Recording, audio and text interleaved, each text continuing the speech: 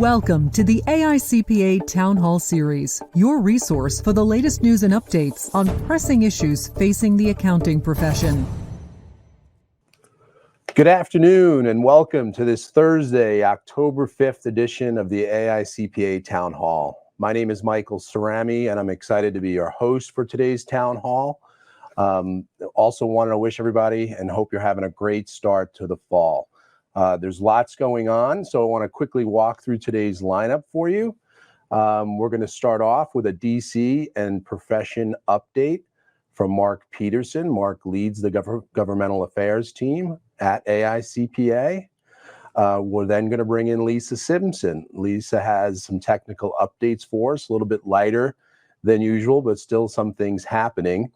And so Lisa will join us after Mark. And then we're going to follow up our April session on AI with another update on generative AI and how it's evolving and some practical application in the profession. Going to be joined by Casey Johnson. Casey leads research and innovation here for CPA.com. So really excited to have her in studio and lead a discussion with Jason Statz. Jason is the president and founder of Realize. He is a thought leader. He coaches firms, a practitioner. I was going to say former practitioner. Jason is still a practitioner, and he's going to have a conversation with Casey about the latest in AI and artificial intelligence. Then we're going to bring Lisa back in, and Lisa will have a conversation with Carrie Steffen. Carrie is the founder and president of the Whetstone Group. Change management expert, and they're going to talk about right-sizing your client base. Lots of business model transformation happening now across the profession. Elise is going to dig in that more deeply with us. And then we'll close, as usual, with an open forum and some closing remarks. So as you can see, a full agenda. So let's go ahead and welcome in Mark. Mark, maybe I'm understating this, but it seems like a couple of things have happened since 2 weeks ago in our last town hall. They used the word unprecedented. That's pretty tough to get your arms around as it relates to DC. But welcome, Mark. Good to see you. Oh, thank you, Michael. No, not a lot of sleep here in Washington. So what I'm going to try and do is spend a couple minutes to kind of untangle what's going on for you. And for those of you town hallers who get frustrated with the politics, trust me, this does come back to impact some of the issues that are important to all of us. So let's focus on the speaker. The news yesterday that the seat was vacated by a vote. So what I need to do to set all this up is to go back to January. So following the election, the Congress organizes. That's normal. The majority party picks a speaker. There is an election for the speaker on the House floor, and then they gavel in the session and they go to work. If you recall, in January, there was a historic number of votes it took for Kevin McCarthy to become speaker, 15 rounds of votes for him to become speaker. It's important because in those rounds, in order to gather the votes he needed to ultimately become speaker, he made some concessions. One of the concessions was reducing the threshold it took to call for a vote to vacate the speaker's chair. So basically, the concession was making it easier for there to be a vote of confidence on the speaker. So that kind of set up January as we went into the beginning of the session. It was this threat that was out there. So then roll into spring, get to May, we've got kind of the first significant opportunity for brinksmanship, right? It was the increasing the debt ceiling. Ultimately, the debt ceiling was increased. There was no default, but again, there were negotiations that went on about, along with raising the debt ceiling, there were some budget numbers that were agreed to, handshake agreement. Now fast forward to the end of government funding, where they have to vote to either get all the appropriations bills done in regular order, which we have not seen for a long time, or they have to vote for a continuing resolution that basically just does current funding and kicks the can down the road. There were several opportunities to vote in the House of Representatives for funding measures that would have kept the government open. They were not successful. So ultimately, even under the threat of this vote to vacate the chair, Speaker McCarthy said, all right, we're gonna vote on a clean CR, which a group of his members were adamantly opposed to. And again, a CR is a funding measure. We're going to vote on a clean one. And by clean, it means that it doesn't have a lot of direction along with it. It's just funding levels. They did add a little bit related to some disaster funding because of all of the things that have been going on around the country. Short-term continuing resolution there was adamant opposition to that. He knew it. He utilized votes from across the aisle, so Democrats joined the Republicans to pass that. Government was funded for 45 days. I'm going to come back to that, Michael, because that's a big deal. We were actually surprised. We had been predicting there would be a shutdown at least for some period of time. I think the question was not if it would shut down, just how long, and we were preparing for that. Significant impact on agencies like the IRS, and we had a October 15th deadline pending. So 45 days, good thing, bit of a surprise. But what that did then is trigger this vote to vacate the chair, which we saw triggered on Monday. They had the vote yesterday. Speaker McCarthy was basically voted out of the speaker's chair. He announced that he would not run again to potentially come back as speaker.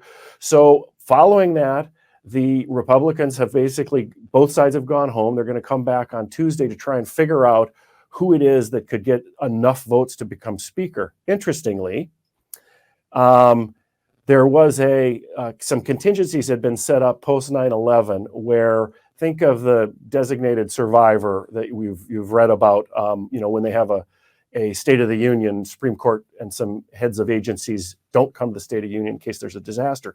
Well, there was basically the same thing in 9/11 for the House of Representatives and the Speaker. So there was a list that the Speaker had put together at the beginning of the year, and if something should happen, it would trigger that list.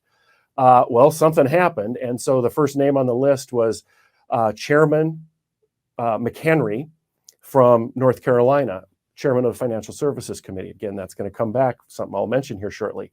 So there is an acting or Speaker pro tem right now, which historically has been able to, open a session of Congress, adjourn a session of Congress, and hold a vote for the Speaker, which is basically how they get started at the beginning of a Congress.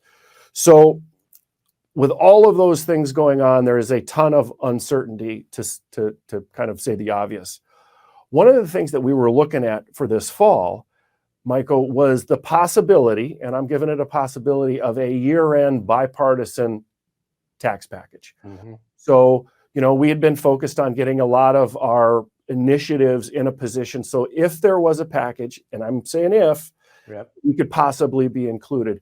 There's a very sincere effort going on in the Senate in order to try and put together that bipartisan tax package. And we could see things in there possibly like, something related to Section 174 or a fix on 1099K. But I need to tell you, nobody should be counting on that, because I think that the odds of that making it over the finish line have gone down, because there's going to be little work that's done in the near future until they can settle on this. And the partisanship has peaked. So the idea of a bipartisan deal, I think, is a taller order. It's possible. It's possible. There's a sincere effort going on. We're going to continue to position our initiatives to get included. I just don't want anybody counting on it. No, that's fair, Mark. And there's probably few hotter topics than the two you mentioned, in 1099K and in 174. So like you said, all of this has implications for some of our bigger initiatives, key initiatives. So maybe you can break down each one of those and kind of where things stand. Yeah. So the government got funded. It was a surprise to many of us, including some of the folks that we were hearing from in agencies. So there was, and the initial kind of common wisdom was that the current funding at, for example, the IRS, they got a bunch of funding in the Inflation Reduction Act bill that passed for enforcement. We've talked about that in the past.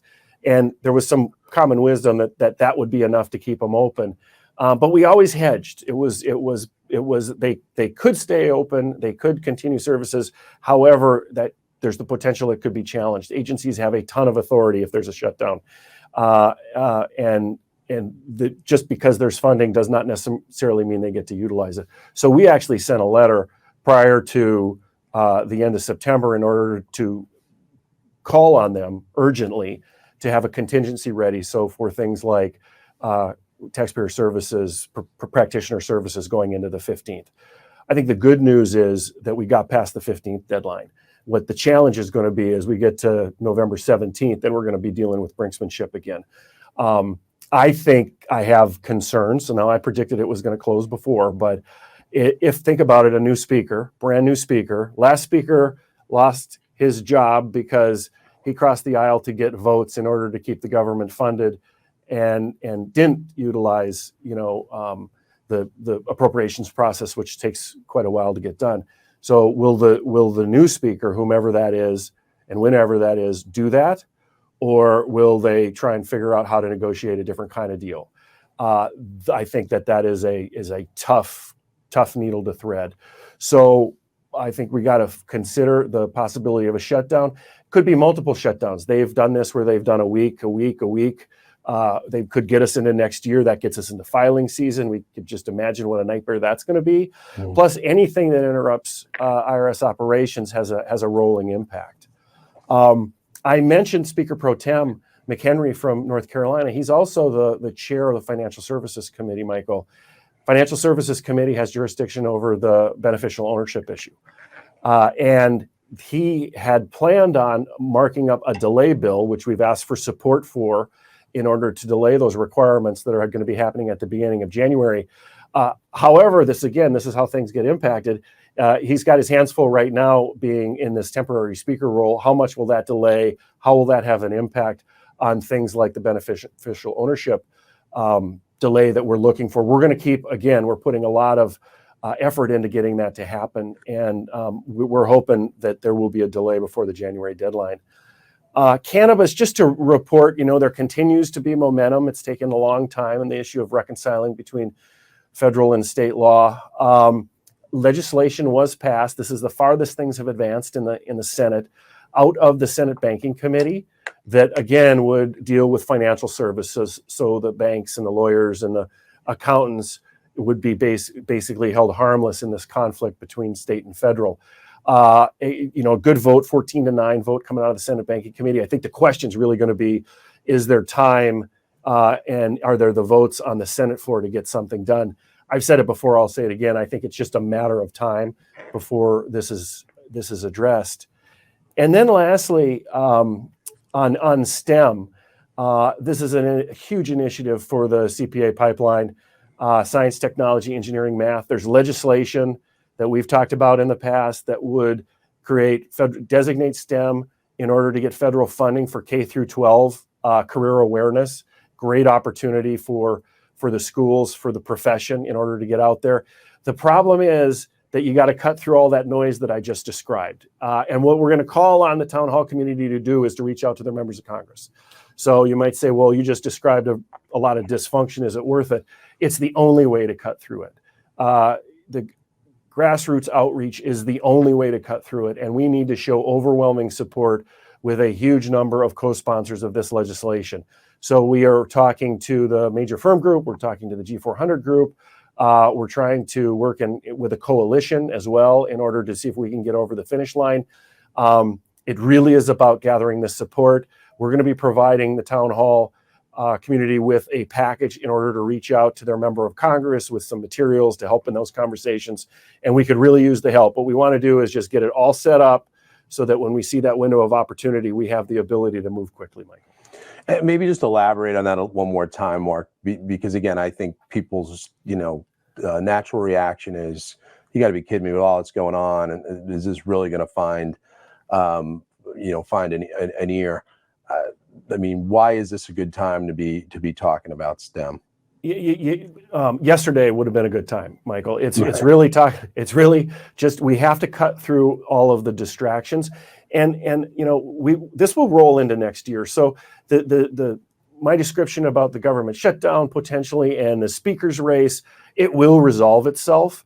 But in the meantime, this is a great opportunity for us to be talking to members of Congress about something important to us, and gathering that support so that when we have the window of opportunity, we can take advantage of it. It actually is a very good time to be moving forward, and it sets us up nicely for next year. Great. Mark, you do a great job of just breaking all this stuff down, making it digestible. Appreciate it. We'll have you back in open forum. So appreciate that. Thanks, Mark. You bet, Michael.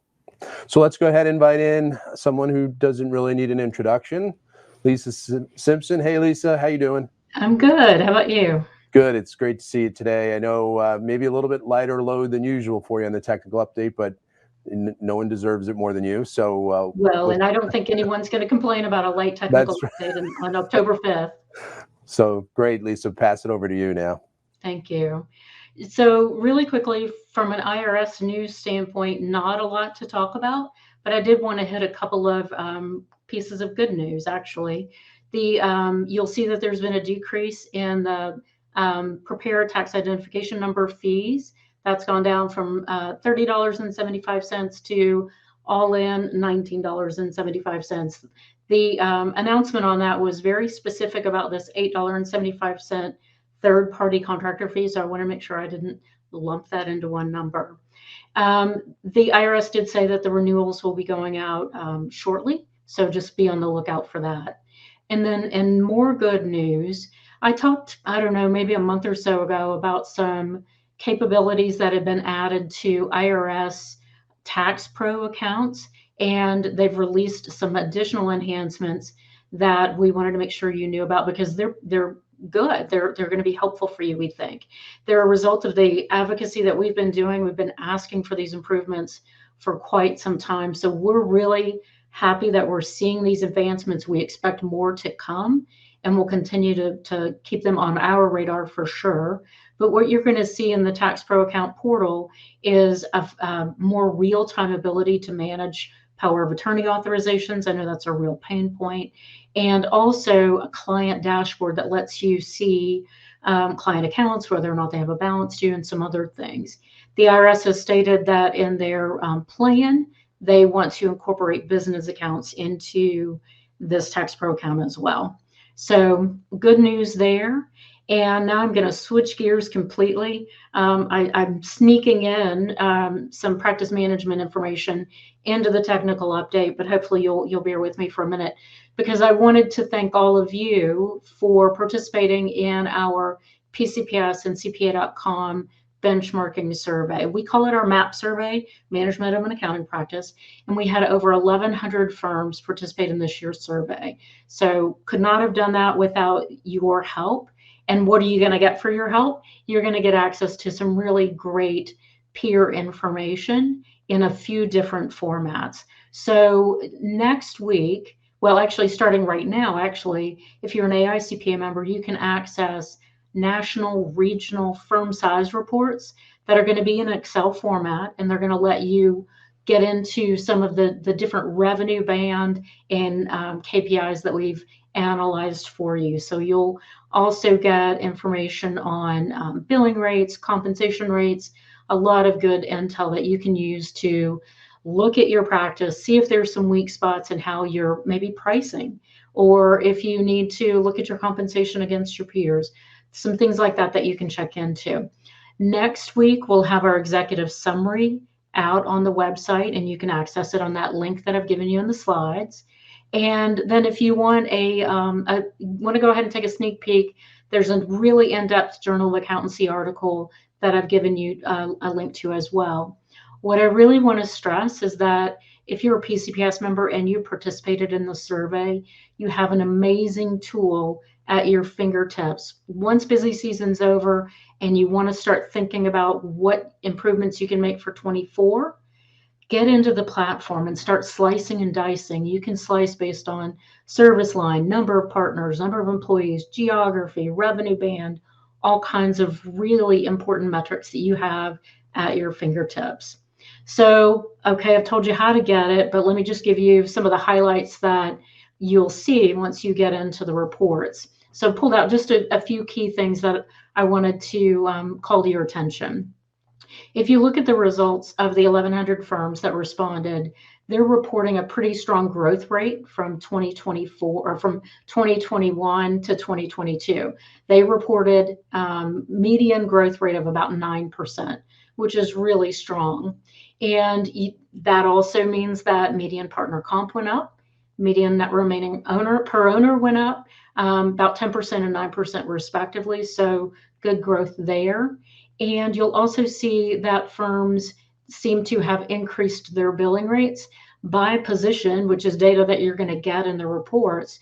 you'll be able to see that they increased rates between 9 and 14% from the 2021 survey results. So a couple of other interesting things that I thought, charge hours by staff position were fairly stable. So even though we know there was a high demand for your services, it looks like firms were doing a better job of managing hours worked and distributing workloads. So most of the positions were fairly stable, but new hire hours, charge hours, were down about 9%. A little too early to tell what caused that. Is it that we're spending more time training? Is it that they're developing differently? Not quite sure, but we'll keep our eye on that. Compensation, over the past 2 years, we know there have been a lot of pressures on compensation, and we see that play out in the survey. The compensation per position increased between 5 and 14% for most positions. There were a few, like contractors and paraprofessionals, that didn't increase that rate. Interestingly, for new hires, we have a couple of different ways that we look at this. One way that I looked at it is we had about almost 300 firms tell us what they were offering for new hire compensation for graduates that had met their 150-hour requirement. It was between $55,000 to $60,000 across all firm sizes. And you may say, okay, wait a minute, what about different geographies? It was pretty much stable between the different geographies as well. So we didn't see a big spike on the coast like you might expect. So $55,000 to $60,000, there's plenty of room for us to think about how to be more competitive against other professions and career opportunities. There's another way to look at it, and we crunch numbers a little differently across all of the 1,100 responses. If you calculate total payroll by position and the number of hours or number of FTEs, it came in at 50,000. So that's a pretty low number for our new hires, and something we'll be following up with you on. So Michael, that's it on the map highlight. Thanks for letting me sneak in some practice management in with the technical updates. No, that's a great update, Lisa. And I know there's a lot of nice call outs for the benchmarking survey. People put a lot of stock and value in that. So it's great that we've got these updates for them available. Hey, while I have you, quick question. One of your favorite subjects. There were some folks just maybe saying, hey, anything to shout out on ERC that you want people to know about. So wouldn't be a town hall if I didn't ask you an ERC question, Lisa. Thanks, Michael. Love those ERC questions. We had so many great questions from the last town hall. So basically, nothing new has come out from the IRS in terms of rolling out any details on their withdrawal program. Nothing new on the settlement program. We're keeping our eye out for all of that. We are planning a webcast in November to talk about what some of the practitioners that we have on our committees are doing around the topic of ERC. I know there were a lot of questions last time about the moratorium. Should someone go ahead and file for one of their clients if it's a legitimate claim? The moratorium is that the IRS is not processing those claims right now, but it doesn't mean that you can't file them yet. There's some different channels of thought on that. Do you wait until they open back up so you don't add to the backlog, or do you go ahead and get it in the queue? So we'll keep our eye on all of that, and we'll make sure that we come back to you with any information we get. Wonderful. Thank you, Lisa, and we'll see you in just a few minutes in our next segment. Thank you. Well, great. Well, I'm very excited to be joined here at the desk by Casey Johnson. I did want to take a few moments just to introduce Casey. It's a very exciting day. Many of you may know Casey.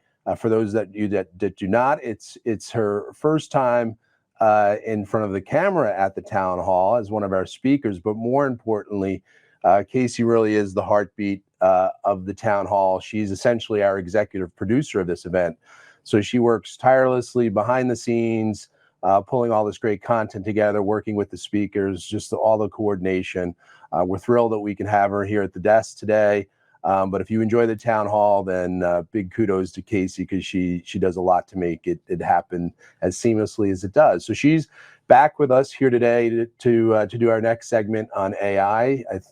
pretty much we're committing to a segment a quarter on AI to keep all of you informed, make sure we're helping demystify it for the marketplace, and then also talk about its practical application. So with that, I'm going to go ahead and turn it over to Casey and Jason for this next segment. Thank you so much, Michael. It's nice to be here with you all on this side of the camera this week. So I've had the pleasure to work with our next presenter over the last few months on our multi-part generative AI research project. You all probably remember him from our April 20th town hall, where he digested for everybody exactly what is generative AI and ChatGPT. He's one of the top content producers for the accounting profession and the founder of Realize. So welcome, Jason. Great to see you. So artificial intelligence. Let's do a little bit of a quick refresher on AI before we jump into our research project and the practical application there. Artificial intelligence has really been on a remarkable journey, continuously kind of pushing the boundaries and the possibilities. But in reality, we've had different modes of AI available to us for decades, from simple rule-based systems. Think this, if this, then that kind of scenarios.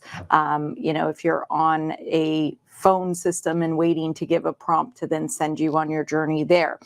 We've got complex algorithms that, popular search engines utilize, to machine learning, which really moved artificial intelligence into being a data-driven approach. You can kind of think of examples that you use every day with that is like spam filtering. And then, of course, deep learning, which really took it to the next level of huge, massive amounts of data that didn't need the human interaction and actually acted almost human-like in their decision-making and predictions. So think, maybe your Netflix recommending the next show to watch, or driverless cars. So now we're here to large language models like ChatGPT, and I'm curious, Jason, how do you even describe in the past 10, 11 months how we got so advanced with this technology? Yeah, it has been really wild how quickly all this stuff has kicked off. Like you said, we've all been hearing AI for a long time, right? So what is the sudden, I guess, excitement or urgency around it? To your point, I mean, this AI has been going through hype cycles clear back to the 50s. In fact, in the 70s, they had what they called an AI winter, when a whole bunch of the funding was pulled away after a couple of studies that showed, okay, we aren't actually getting the results from this that we'd hoped. And man, right now we're kind of at the polar opposite of that, right? So the big thing that kicked this off actually in 2017 was the whole concept of transformer models, put out in a study by Google, and a lot of the technology that we have today was built atop that. It's gotten way better. It's gotten way more accessible, and we've got kind of a fresh round of innovation that's kicked off. It's amazing the speed at which this is evolving. So, Jason, let's get into a little bit what we're seeing in the ecosystem. Last week, we hosted an executive roundtable here in New York City. Jason was one of our speakers, so he was out with us. And we brought in about 45 different executives from the tech companies that build the solutions that the accounting and finance professionals use day in, day out. And the kind of pseudo theme of the event was AI, and we heard from them about their product roadmaps. What are you seeing out there in the ecosystem, and was there any great takeaway or theme that you saw last week? Honestly, what's really amazing about this is I don't know that I've ever seen such a big pivot almost across all tech, like almost throwing out the roadmap of what we thought we would be working on over the next 24 months. Everybody's answer is we're working on it as quickly as we can, right? And as practitioners, we're very impatient. Stop telling me about AI and start saving my time with AI, right? I mean, really, without exception, the folks in that group are investing heavily in it. I know the next cohort of the AICPA Startup Accelerator, they're really focusing on AI. So we've got the early stuff in our hands. Your chat GPTs, Microsoft's doing some good stuff with Bing Chat and giving us more sort of enterprise security kind of grade AI chat experiences. It is still really, really early days, but there's a lot of investment going into this right now. Absolutely. And with specific in accounting and finance with those solution providers, I feel like I see a press release every week about somebody, whether they're integrating to create, more functionality in their tools, or maybe it's on an audit solution or a risk fraud detection. But are there any not specific solutions, but just kind of bigger trends that you see as being in terms of the timeline sooner, practical use cases for the profession? Yeah, the main use case that a lot of folks are honing in on right now is this notion of a chat assistant, and this chat assistant being able to see into more contextual data. And so we've seen the general chat assistants, your chat GPTs, but now we're seeing more versions of this released from Salesforce to Intuit. So we've seen a lot of companies talking about, here is our approach to this chat assistant. And we're now starting to see versions of this that are connected to the accounting ledger. Talks of versions of this that are, connected with a work paper file where you can more easily access all the information that is in that file. So it's a lot of things. It's hard to generalize it to a single use case, but the biggest thing that we're seeing right now is probably chat. And we'll come back to those use cases because you've helped us to develop some great ones. But this is moving fast from the major players. You've got some recent announcements. I don't know how you keep up with all of this, to be honest. It is a lot. This is all stuff just from the last 2 weeks that we can rapid fire through. Bard, which is Google's AI chat assistant, it got a big upgrade in that chat assistant can now see into all of your email history. It can see into all of the documents within the organization, so that, say it's helping you compose a reply to an email, and it can actually see into all of that company context. OpenAI just last week announced their vision model, or the ability for ChatGPT to understand things that it sees. And that's really helpful when it comes to tables, flowcharts, worksheets, and kind of having a visual comprehension of what that looks like. But just from a very practical standpoint, that could be as simple as taking a photo of a whiteboard session that you just did with your team and having it draft, a company memo. Microsoft is investing probably more than anybody else in what is the really enterprise grade security level of this look like.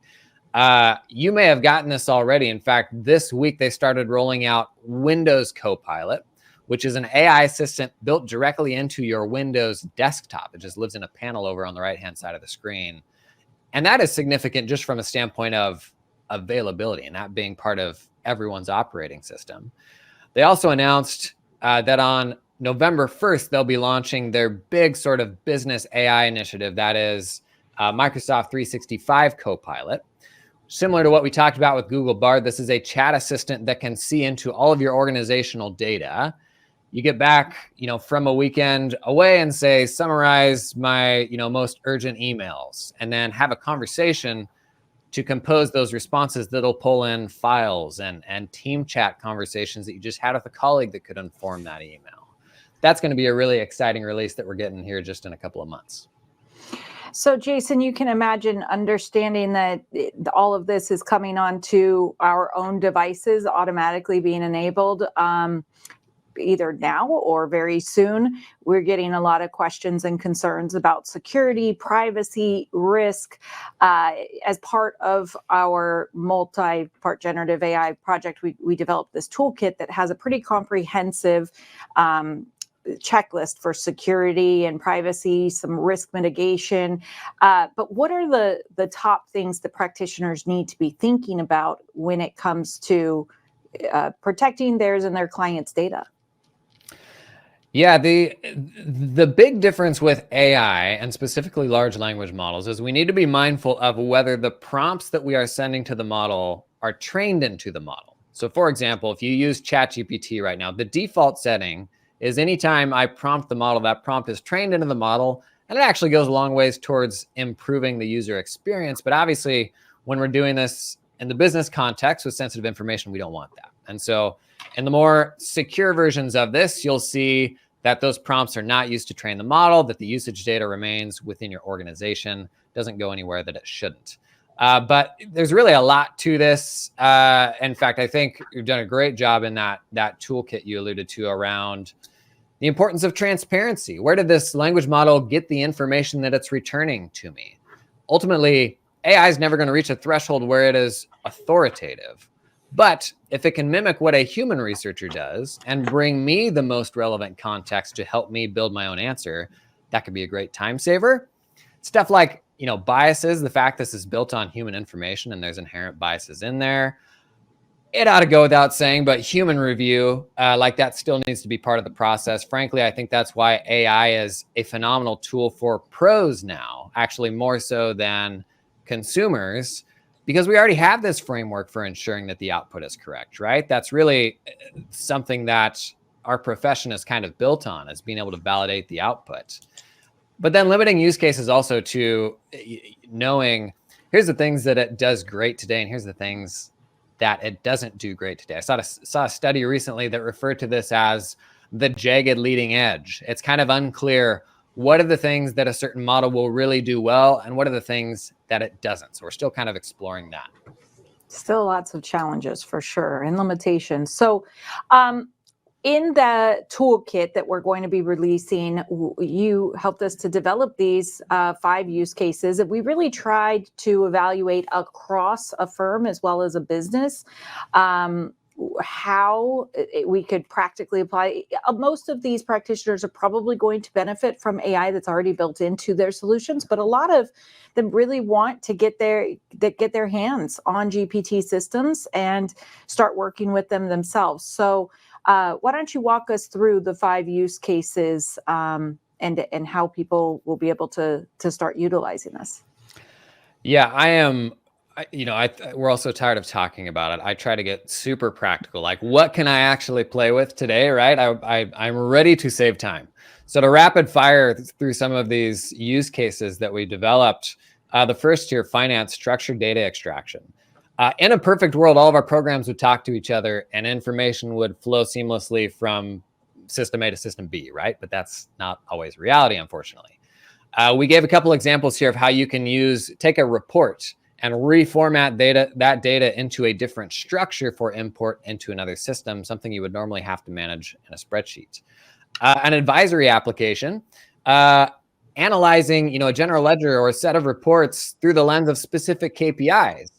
Are these KPIs giving us the full picture? Is there any information in the data that these KPIs may not capture? Practice management, this is a really interesting one where we use an AI agent, that is an autonomous agent that will go out and carry out a task for you, specifically around, say I'm hiring and I'm looking for potential applicants on LinkedIn that could be a good fit that I may have a connection with, where that connection could make an intro for me. We actually run through how an AI agent can do that in an automated way. On an interview transcript assistant, one of the interesting things with AI right now is it's making transcripts more accessible. The idea of, rather than just doing that Control F, like find a specific word, we can actually chat with that transcript. And that's a little easier because then we don't have to get the wording just right. And particularly in audit, where you have this big body of information and you may be looking for a very specific thing, that can be really helpful. And then last, tax legislation. Obviously, this stuff is massive, but using AI as a research assistant to help surface aspects of legislation that are particularly relevant to the thing you're trying to figure out, using it as a second set of eyes. That's another one that we outlined that could be a great time saver. I think Lisa and her team would have really appreciated that tax legislation research assistant during PPP. So thank you so much, Jason. I know there's a lot to unpack here, and the way that everybody will be able to access those use cases as well as the security checklist, et cetera, is when we release this toolkit. It will be on October 24th. We're doing a free webcast available to everybody. We're going to break down these use cases as well as dive into a 7-step plan on how you can build your own AI strategy. So if you don't mind hanging out with us for open forum, I'm sure there's lots of questions, but thank you so much, Jason. Appreciate you being here. Bet. Thank you. You can bring in Lisa. Michael? Thank you, Casey, Jason. That was a great session of lots of questions, but we'll pump those over to open forum and go ahead and bring back Lisa and Carrie.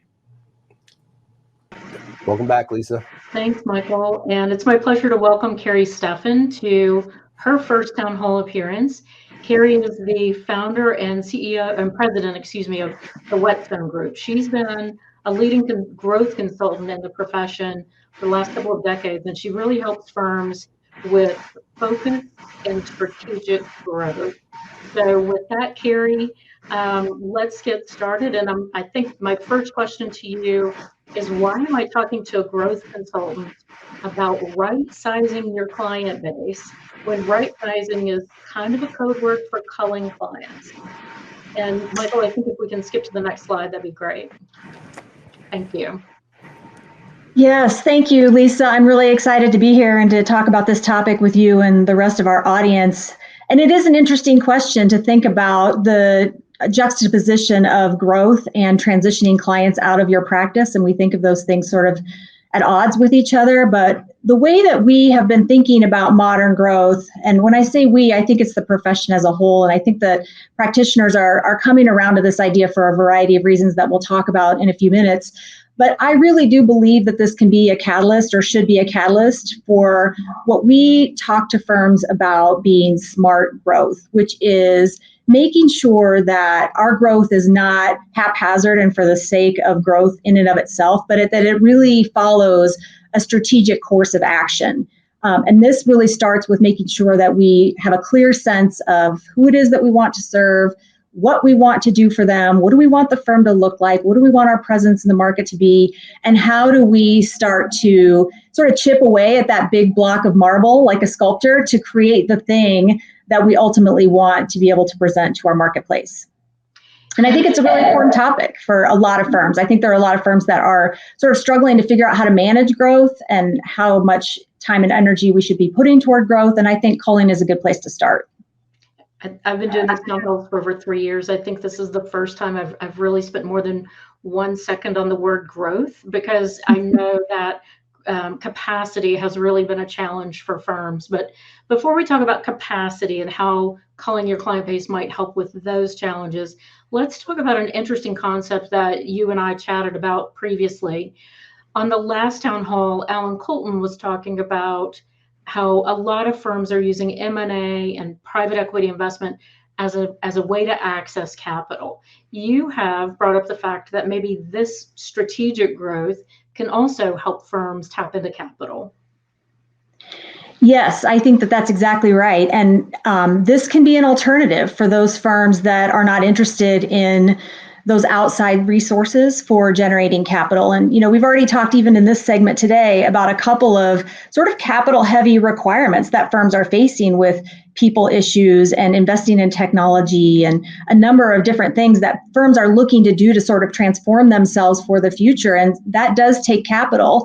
And sometimes it's a difficult value proposition for partners to look at decreases in net income per partner in order to make that happen. And so when we focus on this idea of using top line growth or revenue modeling around what do we need to generate as a firm in order to be able to make those investments, this is an opportunity for firms to start to create some capital. And again, I think you have to pay attention to the capacity issue for sure, but I do believe that firms, when they do this right, they do this in a strategic way and they have some agreement and vision for the steps that they're taking, they actually can also create revenue with fewer clients. So we can transition clients and serve fewer numbers of clients with more value-based services, billing for what we're worth, creating some of those opportunities to become more advisory. And it really does create this equation where we're actually, growing the top line with fewer clients and with less stress on our people.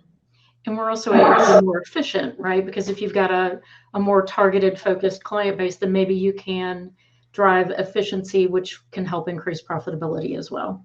Absolutely. Yeah. When we're serving more clients that have similar needs and we're getting really, really skilled at understanding their business models and how we can help them meet their needs, and we can replicate that from client to client to client, it does become a model for efficiency. So you're exactly right about that, Lisa.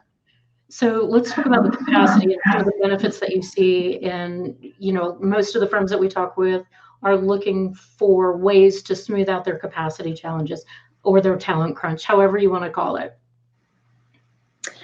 I think, one of the more obvious answers is that when we have fewer clients, we don't have to spread ourselves quite so thinly to be able to serve those clients. I think it also does create some opportunities for us from a capacity standpoint to level out that work throughout the year, as opposed to having these really big crunch times. And I know a lot of our practitioners, our tax folks in particular, are in that crunch time right now and are probably feeling the effects of this. And there are a lot of firms that are looking for a solution to this just on the basis of the past couple of busy seasons alone. So I do believe there is an opportunity for firms to do more and bill more for fewer clients and maintain the work-life balance and the well-being of their people at the same time. I think it's a really great opportunity. And I think that the profession is at this really exciting place right now. I think the future is really bright for the firms that are looking at investing in these technologies and for people that want to really add value to the relationships that they're building with their clients. And I think that the first step in doing that is to remove some of that weight of the clients that are, taking out a lot of the energy that we have to devote to serving clients. If we can relieve some of that weight, it, creates all this other opportunity to do more for the others. So let's look at objections that we know firm owners might have around letting go of some clients. And if you could just spend a couple of minutes maybe thinking, as we talk about some of the challenges, then how does that differ? How do you get partner buy-in if you're in a 2-partner firm versus a 10-partner firm? The conversations are going to be different. What tips do you have for our audience today? I think there are a couple of things that firms need to think about. I think they need to first and foremost, one of the big fears is the revenue impact of this. And I think one of the big pieces of pushback, especially for practitioners who've been doing this for a while, is how is this going to affect revenue? And so I think there is modeling that firms can do. And I think even if growing the top line is not the objective, revenue modeling in and of itself and looking at what the impact would be if we remove revenue is an important step for firms to be able to take and to be able to look at that again strategically. I think that that's one of the things that we need to be focusing on. I think there's always the objection of the relationship and not wanting to disrupt the relationship and not wanting to disappoint anyone. I think practitioners by and large want to do the best they can for clients, but I think that there are opportunities to have conversations with clients, be upfront with them, talk to them about what's changed inside of the practice, a new strategic direction, talking about the impact that the last few years has had on the people inside of the profession and how we need to do things differently in order to preserve our people. So I think there are a number of different ways. And I think all of those are universal across any size of firm. So I don't think it matters if you're in a large firm or a small firm. I think, firms of all sizes should be having those and can be having those conversations. We also spent some time talking about how to control the message, and there's one that I want to, we've got about a minute left, so there's one I want to ask you to drill into, which is don't forget about your referral sources. So if you could just help explain what you mean by that. Yes, I think that making sure that once you've committed to this new framework and here's what we're going to do for clients, here are the types of clients, this is the ideal, this is what we're letting go of and what we're transitioning out, and there are lots of different ways to go about that process. But once we've decided what we're transitioning out, we want to make sure that we're not being referred back a lot of those things that we're just transitioning out, or firms are going to find themselves in this position of having to have this conversation again in 2 years. And we've seen that happen with firms where they've gone through this initial culling process, but forgetting to tell your referral sources and the people that are sending you opportunities. And, we're in that awkward position when it's a referral, right? Of having to, probably take it on maybe when we think we shouldn't because we want to preserve the relationship with the referral source and we don't want that to dry up.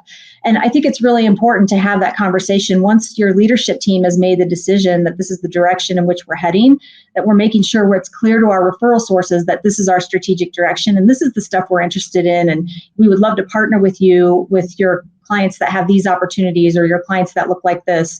And here's the stuff that we're not that we're not doing anymore. But here are some alternatives maybe for getting that work done. If you can offer alternatives, I think that's always a nice bonus. Yeah.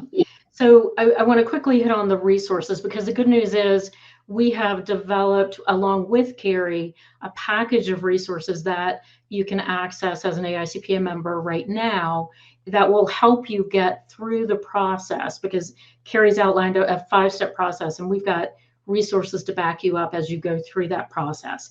If Carrie and I did not convince you of the benefits of right-sizing your client base, I'm going to beg you to listen to a podcast that we just released this week with Sandy Johns, who's a small firm practitioner in Georgia, who shares her very compelling story about how right-sizing her client base has literally changed her life.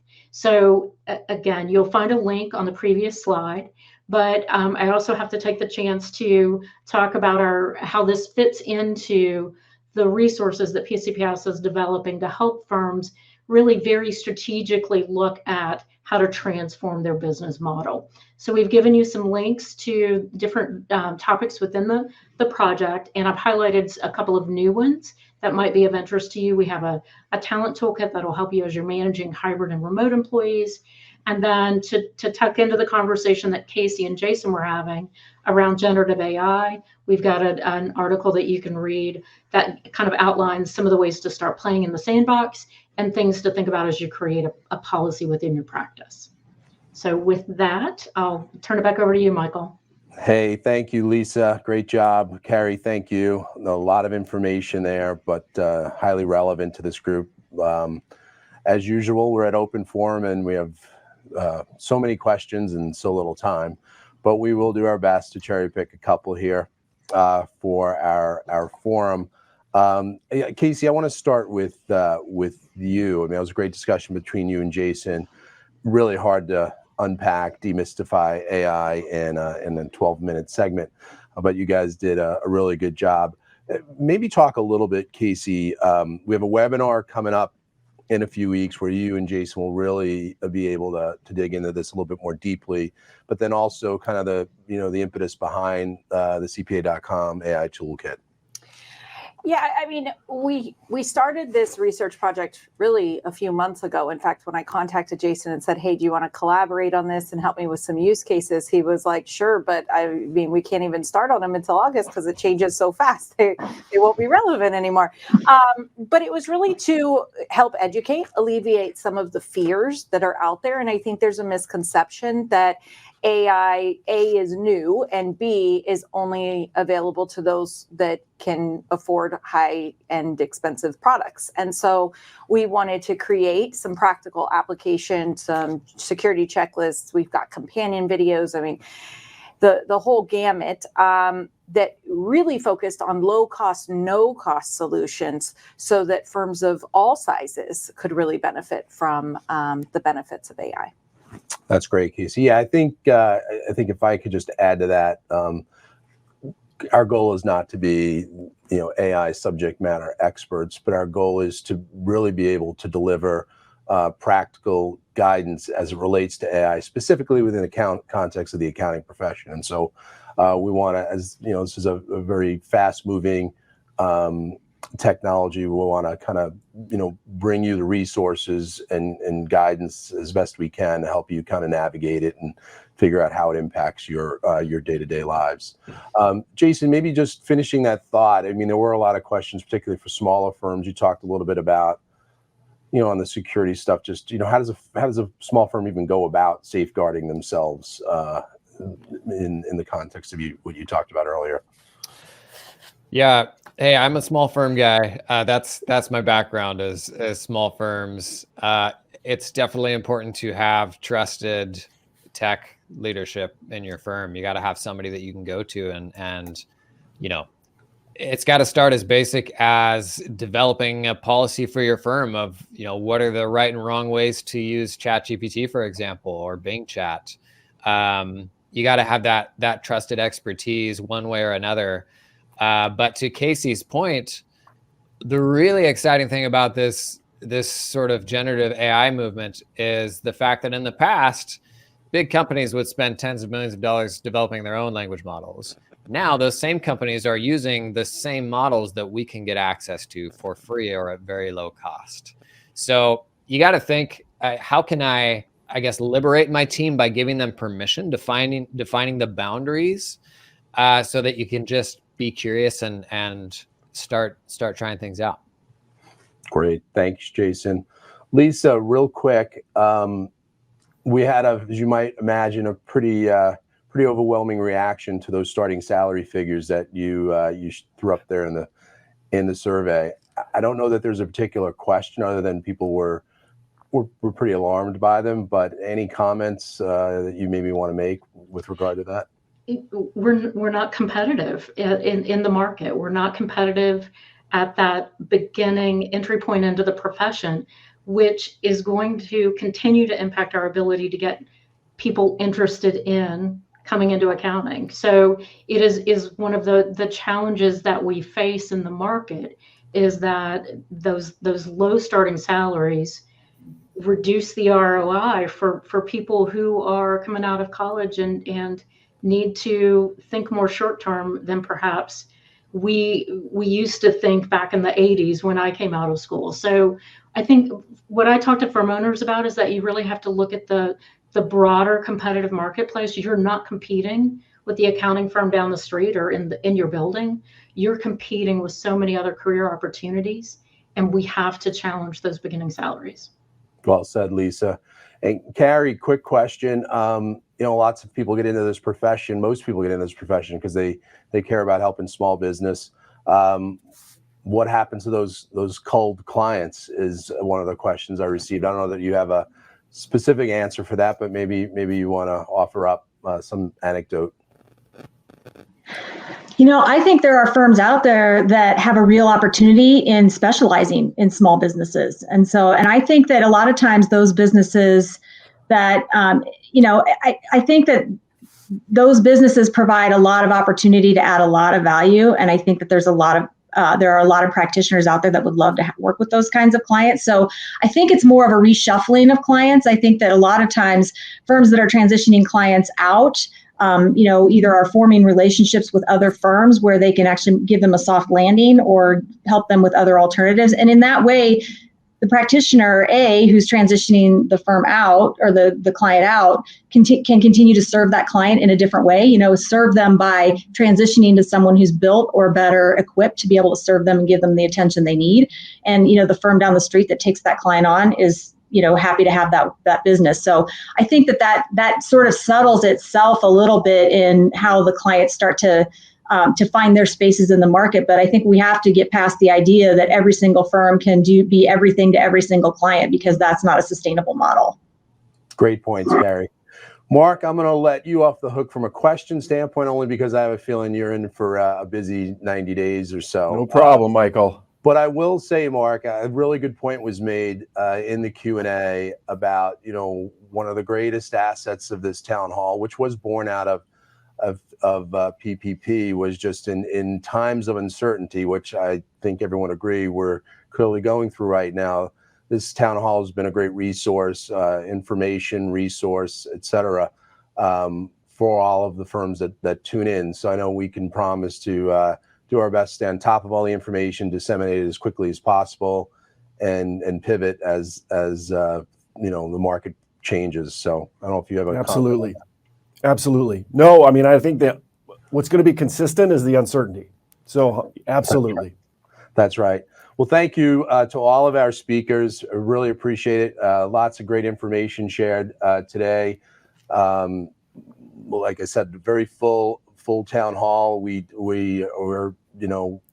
hope we avoided a government shutdown, but clearly we have some work to do between now and 45 days when that expires. So lots happening. We'll promise to keep you very updated on everything that happens. So next few weeks or months are going to be very important. Thursday, October 19th is the next town hall. We've got a great lineup of speakers here. As you can see, lots of information, and we'll be in the thick of it, so to speak. So we'll have a lot to share. That'll be live from AICPA's Fall Council. So we're leveraging a lot of the thought leaders that are with us at that event. As always, you can find previous town halls on demand on the website. And again, just want to thank all of you for joining us here today. We'll talk to you all on October 19th. Have a great rest of the day. Thank you for your participation. You can now subscribe to the AICPA Town Hall series on your favorite podcast platform, as well as watch archives on YouTube and AICPA TV. Tune in for live broadcasts Thursdays at 3 p.m. Eastern Time.